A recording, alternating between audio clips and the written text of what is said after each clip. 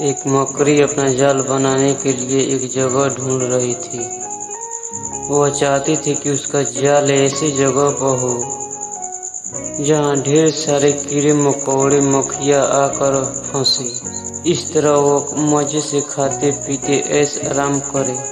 उसे एक घर के कमरे का कोना पसंद आ गया और वहाँ जाल बनाने की तैयारी करने लगी। उसने जाल बुनना शुरू ही किया था, तभी वहाँ से एक बिल्ली गुजर रही थी। उसे देखकर जोर जोर से हंसने लगी। मकड़ी ने जब बिल्ली से उसके हंसने का कारण पूछा तो बिल्ली बोली, मैं तुम्हारी बेवकूफ़ी पर हंस रही हूँ। तुम्हें दिखाई नहीं देता ये स्थान कितना साफ सुथरा है? यहाँ न कीड़े मकोड़े हैं न ही मक्खियाँ। तुम्हारे जाल में फंसेगा कौन? बिल्ली की बात सुनकर मकड़ी ने कमरे के उस कोने में जाल बनाने का विचार त्याग दिया और दूसरे स्थान की तलाश करने लगी। उसने घर के बरामदे से एक खिड़की देखी और वहाँ जाल बुनने लगी। उसने आधा जाल बनाकर तैयार कर दिया था, तभी एक चिड़िया वहाँ से गुजर रही थी और देखकर उसका मजाक उड़ाने लगी। अरे तुम्हारा दिमाग खराब हो गया है जो इस खिड़की पर जाल बुन रही हो? तेज हवा चलेगी और तुम्हारा जाल उड़ जाएगा। मकड़ी को चिड़िया की बात सही लगी।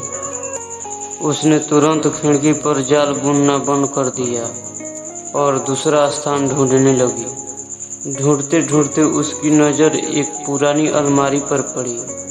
उस अलमारी का दरवाज़ा थोड़ा खुला हुआ था। वह वहां जाकर जाल बुनने लगी। तभी वहां एक कॉकरोच आया और उसे समझाने लगा। बोला, इस स्थान पर जाल बुनना व्यर्थ है। यह अलमारी बहुत पुरानी हो चुकी है। कुछ दिनों में इसे तो बेच दिया जाएगा। तुम्हारी सारी मेहनत बेकार चली जाएगी। मकड़ी ने कॉकरोच की बात मानकर अलमारी में जाल बनाना बंद कर दिया। फिर वो दूसरे स्थान की खोज करने लगी, लेकिन इन सब के बीच पूरा दिन निकल चुका था। वह थक गई थी और भूख प्यास से उसका हाल बेहाल हो गया था। अब उसमें इतनी हिम्मत नहीं थी कि वो जाल बना सके।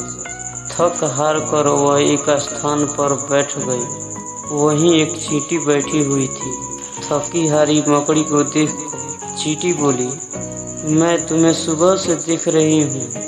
तुम जाल बुनना शुरू कर रही हो और दूसरों की बातों में आकर उसे अधूरे छोड़ दे रही हो। चींटी बोली, जो दूसरों के बातों में आता है उसका तुम्हारे जैसा ही हाल होता है। चींटी की बात सुनकर मकड़ी को अपनी गलती का एहसास हुआ और वह पछताने लगी।